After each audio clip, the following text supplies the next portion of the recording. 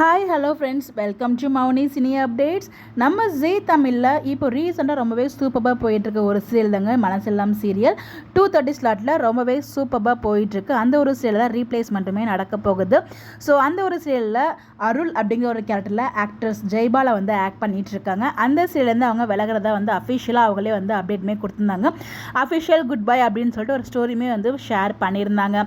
So அதை தொடர்ந்து இப்போ அவங்களுக்கு ரீப்ளேஸ்மெண்ட்டாக யார் வர போகிறாங்க அப்படிங்கிறது இந்த வீடியோவில் நம்ம பார்க்கலாம். ஸோ இந்த ஒரு சீரியலில் மேரேஜ்லாம் ட்ராக்லாம் முடிஞ்சு இப்போ தான் ஓரளவுக்கு நல்லா மூவ் பண்ணிகிட்டு இருக்காங்க.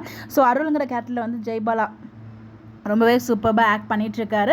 ஸோ அவர் தான் வந்து பார்த்தீங்கன்னா இந்த ஒரு சீரியல்லேருந்து விலகியிருக்காங்க. ஸோ அவங்களுக்கு ரீப்ளேஸ்மெண்ட்டாக யார் வர போகிறாங்கன்னா இவங்களுமே பரிச்சயமான ஒரு ஆக்டர் தான். பட் முதல் முறையாக ஜீ தமிழில் என்ட்ரி கொடுக்குறாரு ஆக்டர் சுரேந்தர். இவர் வந்து பார்த்தீங்கன்னா ஆல்ரெடி இவங்க வந்து ஃபஸ்ட்டு எந்த சீரியலில் வந்து என்ட்ரி ஆனாங்க அப்படின்னா ஓவியா அப்படின்னு சொல்லிட்டு நம்ம சிறடிக்க ஆசை சீரியலில் கோமதி பிரியா ஆக்ட் பண்ணிட்டு இருக்காங்களே மீனா கேரக்டரில், அவங்களும் இவரும் சேர்ந்து மெயின் லீடாக கலர்ஸ் சேனலில் வந்து பண்ணாங்க. அதை தொடர்ந்து திருமகள் சீரியல் சன் டிவியில் பண்ணார்.